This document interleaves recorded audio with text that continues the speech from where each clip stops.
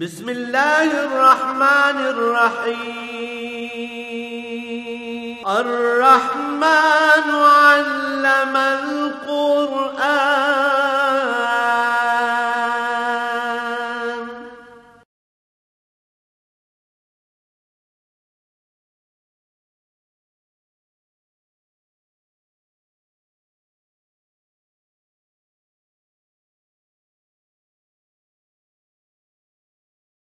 الحمد لله رب العالمين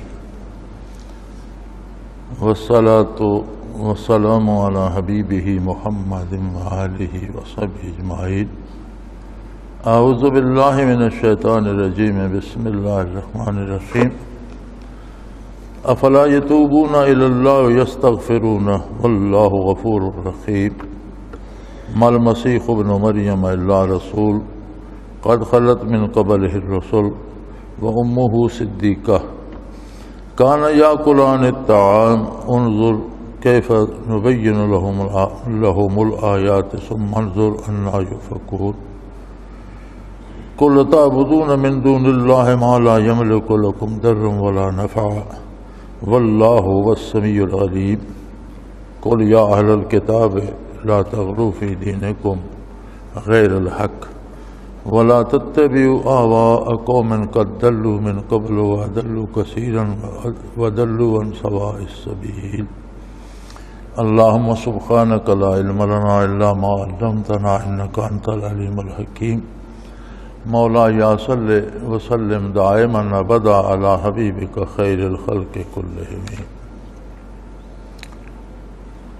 سادہ سا با محاورہ ترجمہ اس کا یوں بنتا ہے کہ کیا اب بھی یہ اللہ کریم کی بارگاہ میں توبہ نہیں کرنا چاہتے اور اس سے بخشش نہیں مانگنا چاہتے؟ یعنی اتنے دلائل سننے کے بعد اور اس کے اتنے احسانات کے باوجود اور یہ بات کیوں نہیں سمجھتے کہ اللہ بخشنے والا بھی ہے اور رحم کرنے والا بھی ہے؟ عیسیٰ علیہ السلام کیا تھے؟ حضرت مریم کے بیٹے، وہ اللہ کے رسول تھے اور یہ کوئی نئی بات نہیں، ان سے پہلے بھی بے شمار اللہ کے رسول گزرے ہیں. اور ان کی والدہ حضرت مریم صدیقہ تھیں اور وہ دونوں کھاتے پیتے یا کلان الطعام، کھانا پینے کے محتاج تھے. اور آپ ملاحظہ فرمائیے میں مخاطب کہ ہم ان کے لیے کس طرح دلائل پیش کرتے ہیں، کتنے مثبت دلائل ہوتے ہیں اور یہ کتنے بد نصیب ہیں کہ یہ کس طرف بھٹکے جا رہے ہیں. ان سے یہ کہیے کہ یہ اللہ کریم کو چھوڑ کر مخلوق کی پوجا میں لگے ہوئے ہیں جو ان کے کسی نفع نقصان کی مالک نہیں. مخلوق خود محتاج ہے اپنے وجود میں، اپنی تخلیق میں، اپنی ذات میں، اپنے اوصاف میں. اور اللہ تو سب کی سننے والا بھی ہے، سب کچھ جاننے والا بھی ہے. تو انہیں کہیے کہ اہل کتاب دین میں زیادتی نہ کرو اور ناحق چیزیں اس میں داخل نہ کرو اور ایسے لوگوں کی پیروی نہ کرو جو خواہشات نفس کے لیے رسومات ایجاد کرتے ہیں اور انہیں دین کا نام دے دیتے ہیں اور بے شمار لوگوں کی گمراہی کا سبب بنے، خود بھی گمراہ ہوئے.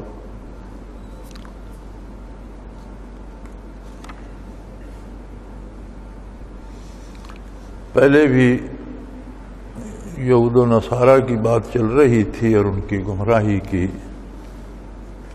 اور نصارہ کے بارے بھی اللہ کریم نے فرمایا کہ جب انہوں نے ایک میں تین اور تین میں ایک کا عقیدہ ایجاد کیا اور اللہ کے لیے بیٹا تجویز کیا، بیوی تجویز کی، تو انہوں نے کفر کیا.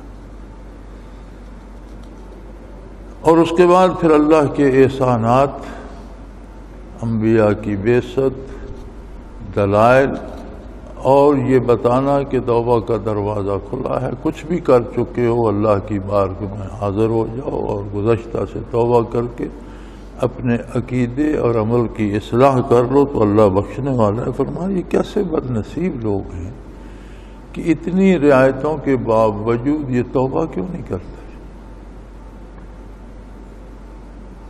اور کیا یہ نہیں جانتے کہ عیسیٰ علیہ السلام جن کو یہ خدا کا بیٹا اور خدا ماننے پہ تلے بیٹھے وہ صرف اللہ کے رسول تھے، ان کے معجزات اور ان کے کمالات ان کی رسالت کا ثبوت تھے۔ ہر نبی کو معجزات عطا ہوئے ہیں، اور یہ اللہ کریم کی شان ہے کہ انسانوں نے ہر عید میں مختلف مضامین، مختلف موضوعات پہ ترقی کی۔ یہ سمجھنا کہ آج بہت ترقی ہوئی ہے یہ درست نہیں ہے۔ اس سے پہلے بھی تاریخ میں موجود ہے، زمین پر بسنے والی قوموں نے، تہذیبوں نے مادی امور میں بہت ترقی کی، اور اس کی مثالیں آج بھی ملتی ہیں۔ قوم عاد کے گھر جو پہاڑوں میں ملتے ہیں آج کی مشینوں سے اس طرح کاٹ کر بنانا آسان نہیں ہے۔ فرعون کے بنائے ہوئے اہرام مصر جو کھڑے ہیں تو ان کی جو پیمائش اور ان کے انداز اور ان کی خصوصیات، اس طرح کی عمارتیں آج بھی بنانا آسان نہیں ہے۔ تو آخر اس دور میں بھی ان تہذیبوں نے ترقی کی، مختلف موضوعات میں، مختلف مضامین میں انہوں نے بڑے کمالات پیدا کیے۔ تو جس زمانے میں جو کمالات ہوتے تھے، جو نبی اور رسول مبعوث ہوتا عموماً اس کے معجزات اس طرح کے ہوتے کہ لوگوں کے پاس جو علوم ہیں انہیں عاجز کر دے۔ موسیٰ علیہ السلام مبعوث ہوئے تو جادوگروں کا زور تھا، ان کے معجزات نے جادوگروں کو عاجز کر دیا۔ عیسیٰ علیہ السلام کی ولادت ہوئی تو طب میں بہت کمال حاصل تھا بنی اسرائیل کو، ان کی ولادت ہی معجزہ تھی کہ بغیر باپ کے اللہ کی قدرت سے ماں کے پیٹ سے پیدا ہوئے، پھر پیدا ہوتے ہی انہوں نے کلام فرمایا، پھر کلام بھی عام نہیں، اللہ کی عظمت کی گواہی دی، آخرت کی بارے بتایا، دنیا کے قواعد بتائے کہ کس طرح زندہ رہنا ہے۔ تو یہ سارے کیا تھے؟ یہ ان کے معجزات تھے، اور معجزہ ہوتا ہے نبوت کی دلیل، نبی کی نبوت ثابت کرنے کے لیے۔ فرمایا تم کیسے عجیب لوگ ہو کہ تم نے ان کے معجزات کو ان کو خدا ہونے کی دلیل، ان کے معبود ہونے کی دلیل بنا لیا۔ کیسی جہالت ہے! یعنی ان کے معجزات، ان کے کمالات یہ ثابت کرتے ہیں کہ وہ اللہ کے سچے نبی اور رسول تھے، اور معجزات رسالت کی دلیل ہوتے ہیں اثبات کے لیے۔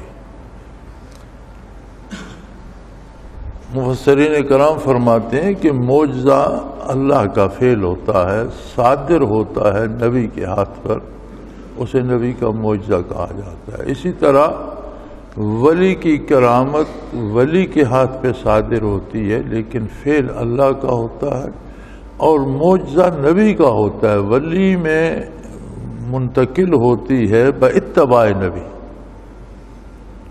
نبی کا تعلق براہ راست اللہ سے ہوتا ہے، وہ اللہ سے احکام پاتا ہے، اللہ کی اطاعت کرتا ہے۔ اس کے ہاتھ سے جو محیر العقول چیزیں صادر ہوتی ہیں، عقل کو عاجز کر دیتی ہیں، اسے معجزہ کہتے ہیں۔ فعل اللہ کا ہوتا ہے، کام اللہ کا ہوتا ہے، صادر نبی کے ہاتھ پہ ہوتا ہے، معجزہ کہلاتا ہے، اور ہوتا اس لیے ہے کہ نبی کی نبوت ثابت ہو۔ ولی کے ہاتھ پہ جو کرامت صادر ہوتی ہے وہ بھی اس لیے صادر ہوتی ہے کہ نبی کی نبوت کا ثبوت بنے اور دین کی سچائی اور حقانیت ثابت ہو۔ شعبدے دکھانے یا کمالات دکھانے یا کسی فرد کو بڑا بنانے کے لیے نہیں ہوتی۔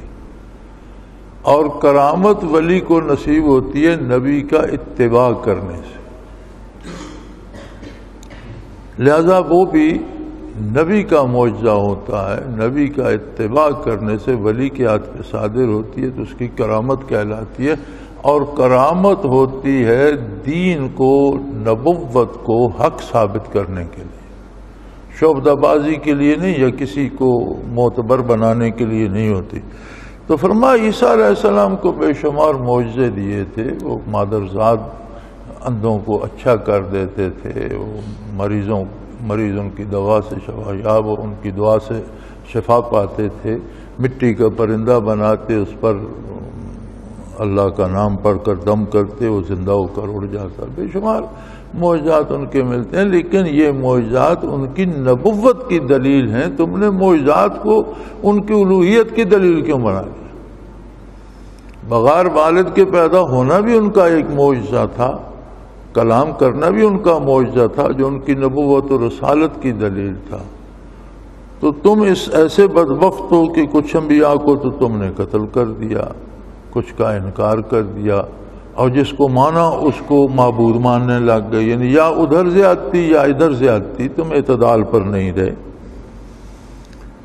اور یہ کوئی پہلے رسول نہیں تھے، قد خلت من قبلہ الرسل، تمہارے پاس رسولوں کی تاریخ موجود ہے، پہلی قوموں کی تاریخ موجود ہے۔ تمہیں پتہ ہے اللہ کریم نے اس سے پہلے بھی رسول مبعوث فرمائے جو اپنی ذمہ داری پوری کر کے عالم فنا سے عالم بقا کو جلوہ افروز ہوئے۔ وَأُمُّهُ صِدِّیقَةٌ، اور ان کی والدہ صدیقہ ہے۔ صدیقیت نبوت کے بعد امت میں سب سے اعلیٰ مقام امتی کے لیے صدیقیت ہے۔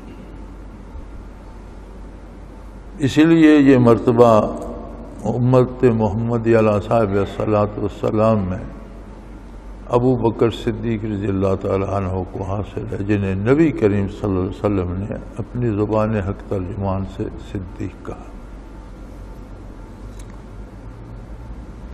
اور صدیقیت انبیاء میں بھی ہے۔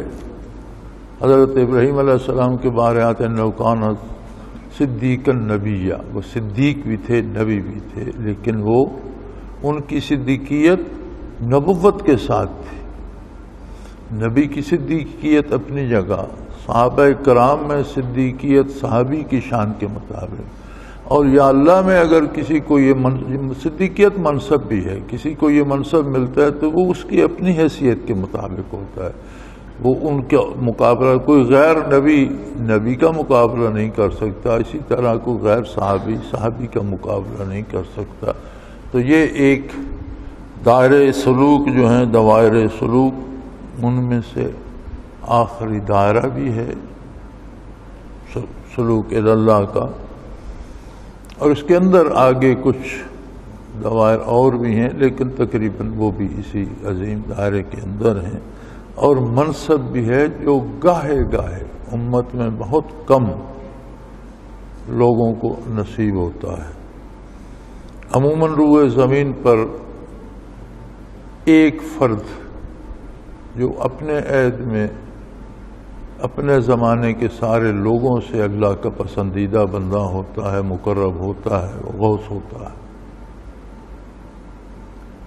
کسی زمانے میں کوئی ایسا فرد جس پر اللہ کا اتنا کرم ہو کہ وہ غوث سے بھی ترقی کرے تو فرد بن جاتا ہے، قیوم بنتا ہے، پھر فرد ترقی کر کے بنتا ہے، فرد ترقی کرے قطب عبادت بنتا ہے۔ یہ مناسب ہیں، قطب عبادت ترقی کرے تو اسے صدیقیت نصیب ہوتی ہے۔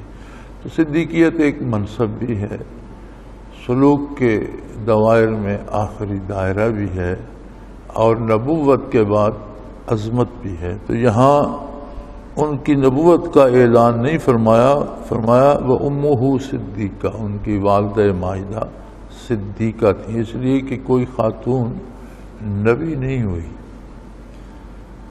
لیکن اس صدیقیت میں بھی ان کا مرتبہ یہ تھا کہ انہیں غیب سے رزق بھی ملتا تھا، مکالمہ باری بھی نصیب ہوا، جبرائیل امین سے کلام کرنا بھی اسی زندگی میں نصیب ہوا، اور ولادت عیسیٰ علیہ السلام کا معجزہ بھی ان سے صادر ہوا۔ ان کی اپنی عظمت، اپنا مقام اور اپنا مرتبہ ہے۔ اور فرمایا کان یاکلان الطعام، عجیب بات یہ ہے کہ یہ انہیں اللہ کی بیوی، ان کی والدہ ماجدہ کو اور انہیں اللہ کا بیٹا منوانے پہ مصر ہیں، حالانکہ وہ کھاتے پیتے تھے۔ یعنی صرف کھانا پینا جو ہے یہ انسان کی بے پناہ احتیاج کو ظاہر کر دیتا ہے. کھانے کے لیے کہیں سے کھانا لینا پڑے گا، کمانا پڑے گا، اسے تیار کرنا پڑے گا، غلہ خریدنا پڑے گا، سبزیاں خریدنی پڑیں گی، انہیں پکانا پڑے گا. پھر آپ کھائیں گے تو آپ صحت مند بھی ہو سکتے ہیں، بیمار بھی ہو سکتے ہیں. اس کے بے شمار جو اثرات کھانے کے بعد کے ہیں وہ بھی جو کھاتا ہے اسے بھگتنے پڑتے ہیں. کھانے سے پہلے ایک لمبی تفصیل ہے. ایک حکایت بیان کرتے ہیں کہ کسی بادشاہ کا ایک بھائی تھا چھوٹا، اور وہ برہنہ رہتا تھا اور پھرتا رہتا تھا. تو اس نے ایک دفعہ اسے بلا کر بٹھا کر سمجھایا کہ دیکھو میرے پاس ریاست ہے، میں بادشاہ ہوں اس ملک کا، اور تم میرے ایک بھائی ہو، ایک ہی بھائی ہے میرا. تو یہ تمہارا اس طرح سے برہنہ پھرنا اور بے نیاز رہنا میرے لیے بڑی ذلت کا باعث ہے. لوگ سمجھتے ہیں میں نے ہر چیز تم سے چھین لی اور تمہیں لباس بھی نہیں دیتا. تو تم کم از کم لباس پہنو، اچھا کھاؤ، اچھی طرح رہو، تمہارے سارے اخراجات میں دوں گا. وہ نہ مانا تو اس نے کہا کم و کم اتنا کرو کہ 1000 بند یا سلوار تو پہن لو. اس نے کہا ٹھیک ہے جی سلوار بنوا دو. وہ شلوار آ گئی، اس نے پہنی تو کہنے لگا یار یہ تو شلوار اور گلے سے ننگا تو پاؤں سے بھی ننگا، سر سے ننگا، تو یہ برا نہیں لگے گا. اس کے لیے تو پھر اچھے سے جوتے بھی چاہیے، کرتا بھی چاہیے، سر پہ پگڑی بھی چاہیے. اس نے کہا وہ بھی منگوا دیتے ہیں. وہ بھی آ گئے. اس نے کہا بھی اتنے اچھے لباس اور جوتے، میں پھر پیدل باہر جاؤں گا، اس کے لیے تو گھوڑا بھی چاہیے جو شان کے مطابق ہو، اچھا ہو. گھوڑا بھی مل جائے گا. اس نے کہا گھوڑا مل جائے گا تو میں کیا شاہی مہمان خانے میں پڑا رہوں گا؟ پھر میرا بھی محل ہونا چاہیے. محل ہوگا تو اس میں نوکر چاکر ہونے چاہیے، سامان ہونا چاہیے، بیٹھنے لیٹنے سونے کھانے پینے کا سارا اہتمام ہونا چاہیے. وہ بھی سارا ہو جائے گا. اس نے کہا یہ سارا ہو جائے گا تو وہ سارا مال پھر میں آپ سے مانگ مانگ کر چلاتا رہوں گا. آپ میرے ساتھ ریاست تقسیم کریں، کچھ حصہ مجھے بھی دے دیں کہ میں اپنے اخراجات. اس نے کہا وہ بھی دے دوں گا. وہ کہنے لگا یار اس ایک شلوار کے ساتھ اگر اتنی مصیبتیں ہیں تو یہ اپنی شلوار ہی پاس رکھ، میں جیسے ہوں ویسے ٹھیک. اگر میں ایک شلوار پہنوں گا تو اس کے ساتھ اتنے لمبے قضیے میرے گلے پڑ جائیں گے. حکایت ہے، سمجھانے کے لیے کسی نے کہی ہے، لیکن یہاں رب کریم نے بڑا خوبصورت انداز اپنایا ہے. کانا یاکلان الطعام. عیسیٰ علیہ السلام بھی، ان کی والدہ ماجدہ بھی، عیسیٰ علیہ السلام اللہ کے رسول تھے، ان کی والدہ ماجدہ صدیقہ تھیں، اللہ کی بہت مقرب ہستی تھیں، لیکن وہ کھاتے پیتے تھے. اس لیے کہ ایک کھانا پینا بے شمار احتیاجات کو ظاہر کر دیتا ہے. صحت و بیماری کو ظاہر کرتا ہے. کھانے کے لیے کمانا پڑتا ہے، اس کے لیے روزگار کرنا پڑتا ہے، کھانے کے لیے چیزیں خریدنی پڑتی ہیں، پکانی پڑتی ہیں، پھر کھانے کے بعد اس کے اثرات کیا ہوتے ہیں. تو فرمایا جو بندہ اب جس ہستی کی احتیاج ظاہر ہو وہ عبادت کے لائق کیسے ہو سکتا ہے، وہ معبود کیسے ہو سکتا ہے؟ جو خود محتاج ہو دوسرا اس کی عبادت کیوں کرے؟ یہ بات ہماری سمجھ میں پتہ نہیں کیوں نہیں آتی. میں نے یہ دیکھا ہے کہ بڑے بڑے جاہل بھی اس فلسفے کو سمجھتے ہیں. یہاں خانہ بدوش آتے جاتے رہتے ہیں. اب تو میرے پاس وقت ہی نہیں ہوتا، کم نکلتا ہوں. تو میری عادت تھی میں کبھی گزرتے گاڑی روک لیتا، سڑک کے ارد گرد انہوں نے جھگیاں لگائی ہوتی تھی، ان سے گپ شپ کرتا، ان کے حالات پوچھتا، کسی کی کوئی مدد کر دی تو خوش ہو جاتے تھے. غریب آدمی کو آپ خالی اچھے طرح سے بلا لیں تو بھی وہ خوش ہو جاتا ہے. تو ایک دن میں سویرے گزرا تو ایک دوسرے نکل گئے تھے تو ایک فقیر جھگی میں ہی پڑا تھا. تو بیوی سے کہہ رہا تھا کہ جاؤ بھائی کچھ بچوں کے لیے مانگ کے لے آؤ. تو میں نے کہا تم کیوں نہیں جاتے ہو؟ کہنے لگا جی مجھے بخار ہو گیا ہے تو اس سے میں کہہ رہا ہوں. تو ہم اکٹھے جاتے تھے تو یہ بھی جانے کو تیار نہیں. تو اس طرح تو بچوں کو فاقہ کرنا پڑے گا، ہم بھی بھوکے رہیں گے۔ تو میں نے کہا تمہارے ساتھ یہ 8-10 جھگیاں اور ہیں اور یہ سارے گئے ہوئے ہیں، تو مزدوری تو انہوں نے بھی کوئی نہیں کرنی، مانگ کے لانا ہے، تو روٹی کے 2 ٹکڑے تمہارے بچوں کو بھی دے دیں گے۔ تو وہ مسکرایا اور کہنے لگا جو خود مانگ کے لاتا ہے وہ دوسروں کو نہیں دیتا۔ اگر یہ نہیں جائے گی تو ہمارے بچے بھوکے رہیں گے، اس لیے کہ جو خود محتاج ہوتا ہے وہ دوسروں کو کچھ نہیں دیتا، جو مانگ کے لاتا ہے اس سے امید نہیں رکھنی چاہیے۔ یہی بات اللہ کریم نے یہاں سمجھائی کہ جو خود محتاج ہوتا ہے آپ اس کی عبادت کس لیے کرتے ہیں، وہ آپ کو کیا دے گا، وہ تو خود محتاج ہے۔ اب اس بات کو آپ ایمان کی بنیاد بھی بنا سکتے ہیں، زندگی کے طرز عمل کی بھی بنا سکتے ہیں۔ جس طرح آج ہم نے قومی سطح پر ایک کشکول اٹھایا ہوا ہے، کبھی کسی ملک کے آگے کبھی کسی ملک کے آگے، تو یہ ممالک تو خود محتاج ہیں، اپنے لیے مانگتے پھرتے ہیں۔ ہم سمجھتے ہیں امریکہ ہماری مدد کرے گا، اور دنیا میں اس وقت سب سے زیادہ مقروض ملک امریکہ ہے، اور اس کی اپنی معیشت تباہ ہو رہی ہے، اس کے اپنے بینک بند ہو رہے ہیں، اس کی اپنی ایئر لائنیں گراؤنڈ ہو رہی ہیں، اس کے اپنے مال اجڑ رہے ہیں اور تجارتی مراکز بند ہو رہے ہیں۔ تو قاعدہ یہ ہے کہ امید اس سے رکھی جائے وہ خود محتاج نہ ہو، اور ایسی ہستی صرف اللہ کی ہے جو واحد اور لا شریک ہے، مخلوق خود محتاج ہے۔ انظر کیف نبین لهم الآیات ثم انظر انا یؤفکون۔ مخاطب دیکھ ہم کتنے دلائل سے اور کتنے خوبصورت دلائل سے اور کتنی سمجھ میں آنے والی باتوں سے ان کو سمجھاتے ہیں، اور ان کے رویے دیکھ یہ پھر کہاں بھٹکتے پھرتے ہیں، ان کی بات سمجھ میں نہیں آتی۔ کیوں نہیں آتی؟ ان سے کہ یہ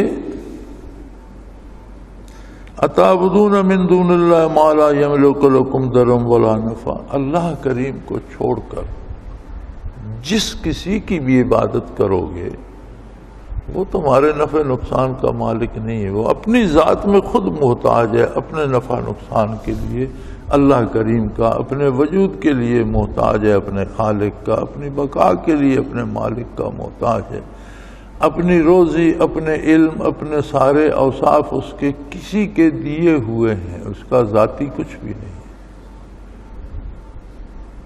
عبادت ہوتی ہے کسی سے نفع کی امید پر یا اس سے نقصان پہنچنے کے اندیشے پر اس کی اطاعت کی جائے، اور اگر کسی کی اطاعت اللہ کی نافرمانی میں کی جائے کہ اس کی بات نہیں مانوں گا تو یہ مجھے تباہ کر دے گا، تو یہ شرک بھی ہے اور کفر بھی ہے۔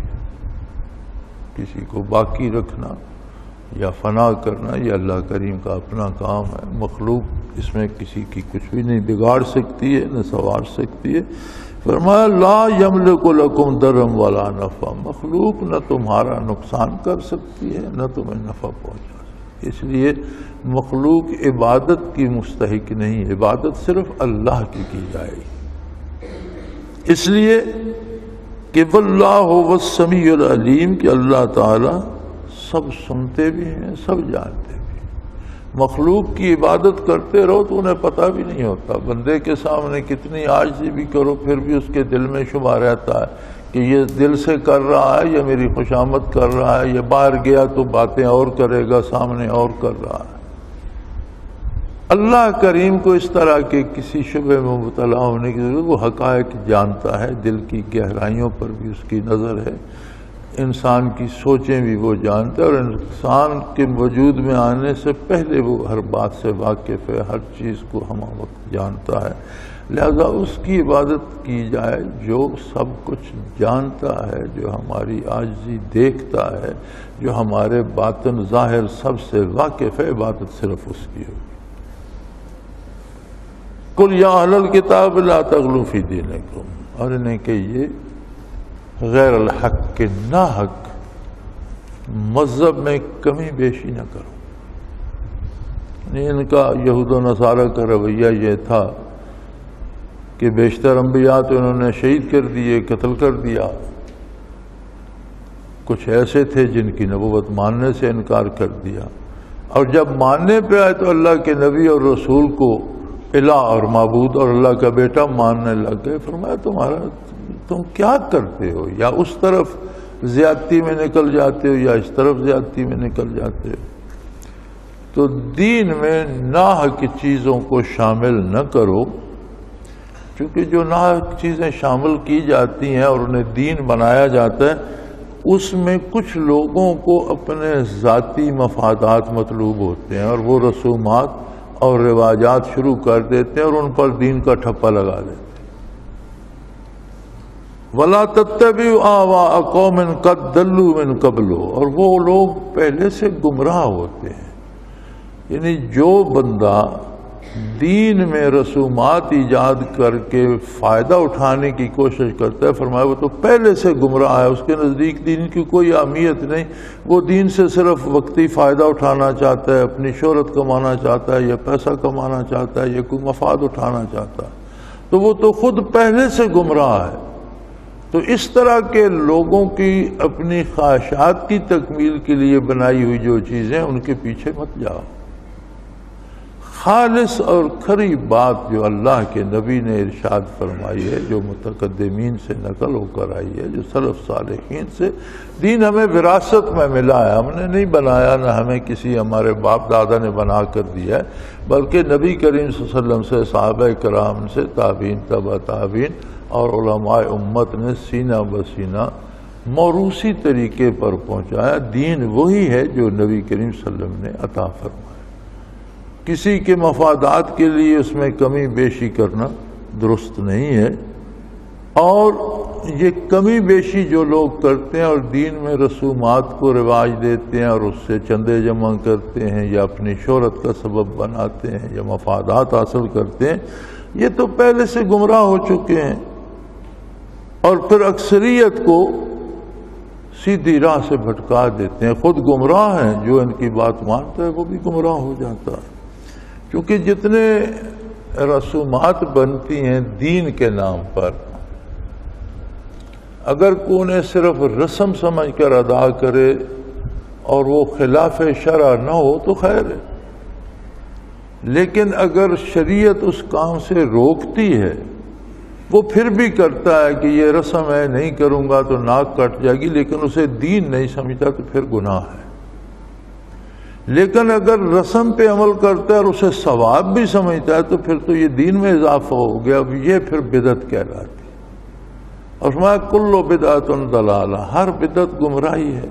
وکل ضلالۃ فی النار، اور ہر گمراہی جہنم میں جائے گی. لہذا رسومات کو مذہب میں گڑبڑ نہیں کرنا چاہیے. لعن الذین کفروا من بنی اسرائیل علی لسان داؤد و عیسی ابن مریم ذالک بما عصوا وکانوا یعتدون.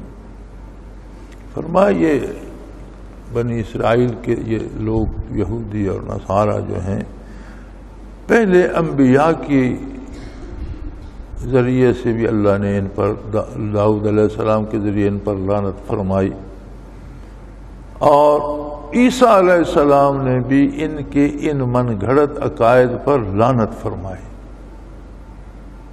لعنت ہوتی ہے اللہ کی رحمت سے محرومی. کہ انہیں انبیاء علیہ السلام نے بھی اس بات کی خبر دی کہ یہ جو تم گھر سے چیزیں ایجاد کر کے اسے مذہب کا نام دے دیتے ہو، یہ اللہ کریم کی رحمت سے محرومی کا اور رحمت سے دوری کا سبب ہے. اور ان پر لعنت کیوں کی گئی؟ دو وجہ سے. ذالک بما عصوا، ایک بات تو یہ تھی کہ اللہ کی نافرمانی کرتے تھے، جو کام کرنے کا حکم اللہ نے دیا، اللہ کے نبی نے دیا، وہ نہیں کرتے تھے. اور دوسری بات یہ تھی وَكَانُوا يَعْتَدُونَ، اپنی طرف سے باتیں گھڑ لیتے تھے اور ان پر عمل شروع کر دیتے تھے. دین کے مقابلے میں رسومات بنا لیتے تھے. یعنی دو جرم کرتے تھے، ایک تو اللہ کی نافرمانی کرتے تھے، دوسرے اللہ کے بتائے ہوئے دین کے مقابلے میں رواجات اور رسومات بنا کر انہیں دین کا درجہ دے دیتے تھے اور ان پر عمل کرتے تھے۔ تو ان دو وجہوں سے اللہ کریم نے ان پر لعنت فرمائی، انہیں اپنی رحمت سے محروم قرار دیا۔ انسان ہے، اس سے خطا ہو سکتی ہے، لیکن کسی خطا اور کسی گناہ کو جواز پہنانے کی کوشش نہیں کرنی چاہیے۔ اپنی خطا کو بندہ خطا مان لے تو اللہ کریم توبہ قبول فرمانے والے ہیں اور ہدایت نصیب کر دے، لیکن غلطی کر کے اس کا جواز تراشنا اور اسے دین ثابت کرنا، یہ اللہ کی رحمت سے محرومی کا سبب بن جاتا ہے۔ اللہ کریم یہ احساس زندہ رکھے کہ دین برحق وہی ہے جو آقا نامدار صلی اللہ علیہ وسلم سے ثابت ہے، رسومات کو دین کا درجہ نہ دیا جائے۔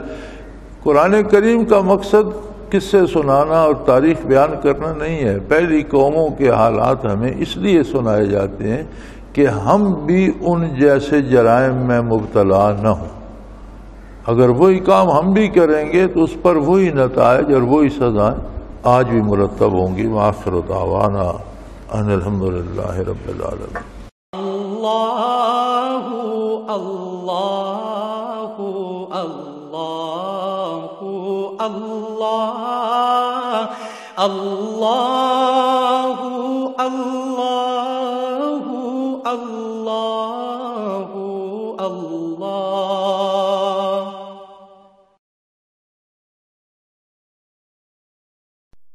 حضرت امیر محمد اکرم آوان مد ذلہ العالی دارالعرفان منارہ ضلع چکوال میں سالہ سال سے قرآن و حدیث کے اوپر خطابات کر رہے ہیں اور سلسلہ نقشبندیہ اویسیہ کے مطابق لوگوں کو ذکر الہی کی تربیت دے رہے ہیں۔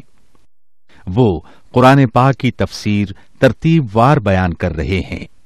تفسیر قرآن کو وہ موجودہ ملکی اور بین الاقوامی حالات کے مطابق بیان کرتے ہیں۔ موٹر وے سے کلر کہار کے انٹرچینج سے نکلتے ہوئے کلر کہار کی جھیل سے ہوتے ہوئے میانی، بوچھال اور نور پور سے گزرتے ہوئے دارالعرفان منارہ پہنچ سکتے ہیں۔ حضرت امیر محمد اکرم آوان نے بچیوں اور بچوں کی دینی اور دنیاوی تعلیم کے لیے سقارہ اکیڈمی کے نام سے ایک درسگاہ بھی قائم کی ہے، جس کا افتتاح ملک پاکستان کے صدر جنرل محمد ضیاء الحق نے اپنے دست مبارک سے کیا تھا۔ وہ تمام احباب جو اسلام کی طلب رکھتے ہیں ان سے گزارش ہے کہ دارالعرفان منارہ ضلع چکوال میں امیر محمد اکرم آوان صاحب کے خطابات سے مستفید ہوں۔ وہ ہر جمعے کو نماز سے پہلے بیان فرماتے ہیں۔ ہر ماہ کی پہلی اتوار کو ماہانہ اجتماع ہوتا ہے جس میں آپ خصوصی خطاب فرماتے ہیں اور پاکستان کے چاروں صوبوں سے احباب اس اجتماع میں شرکت کرتے ہیں۔ اس کے علاوہ یہاں سال میں 2 مرکزی اجتماعات بھی ہوتے ہیں، ایک رمضان المبارک میں اعتکاف کا اجتماع اور دوسرا جولائی اور اگست میں 40 دن کا اجتماع ہوتا ہے جس میں روحانی تربیت کی جاتی ہے۔ اپنا خون سیماب دے کر اتنا ہم کر جائیں گے، نام آقا کا چمن میں پھر رقم کر جائیں گے۔